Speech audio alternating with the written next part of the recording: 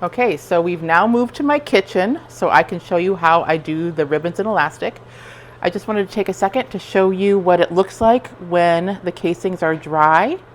So you can see we got a really good match there. I'm going to quick take the masking tape off the other shoe here. It's important not to let it sit on there too long or it can kind of leave a bit of a sticky residue. So as soon as it's dry, you want to go ahead and pull that right off. Easy. Done. So now I'm going to go ahead and see if I can get a good color match for these with some ribbons and elastic. Now I've got a couple of different options here. I've got the traditional ballet pink. This is from just some extras I had laying around, but I also have some white satin ribbon and white elastic because it's often difficult to find the colors, and these are actually quite a lot cheaper options. So if I can get a proper dye on them, they'll be a much more affordable option for our dancer. So I wanted to point out a couple things real quick. One, I have a dedicated pan that I use for this. I've got my vent on my stove, and I have dedicated utensils that I use for all of my dyeing because these things are toxic, so you don't want to be mixing the pot that you're using to cook food in with a pot that you use to dye things in.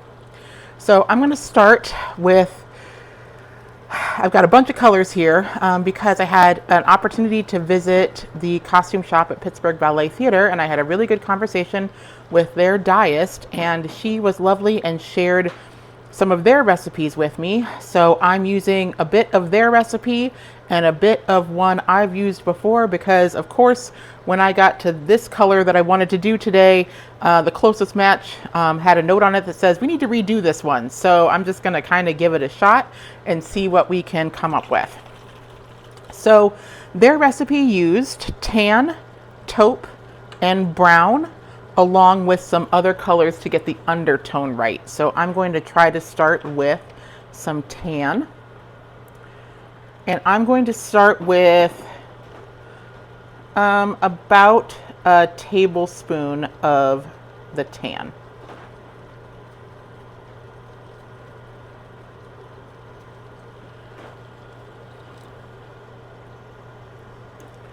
All right, so that goes in first.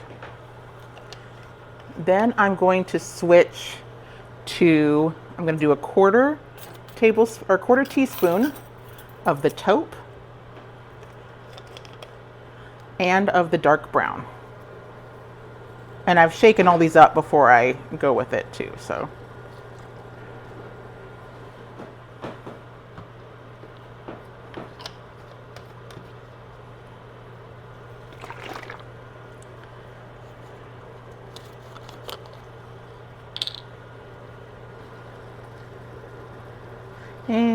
I'm going to do less than that of the dark brown because this isn't a very dark color. You can see this is a bit of a lighter color.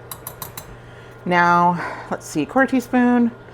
I'm going to go down to an eighth of the dark brown to start. Because of course, like with most things, you can always make it darker. You can't make it any lighter.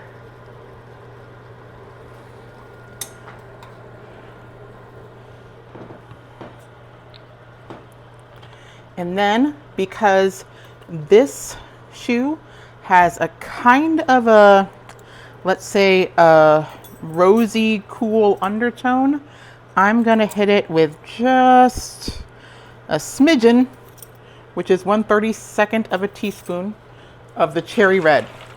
And I'm not joking, it actually is called a smidgen. Isn't that funny?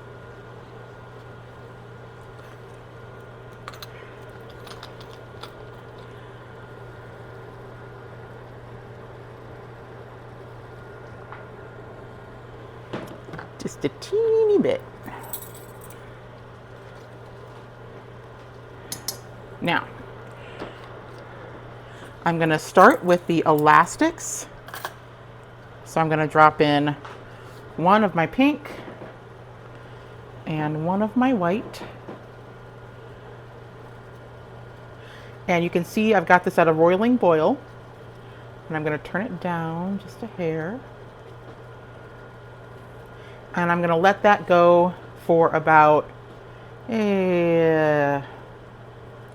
probably 3 minutes on the pink one and maybe 5 on the white one, just to see where we are at that point.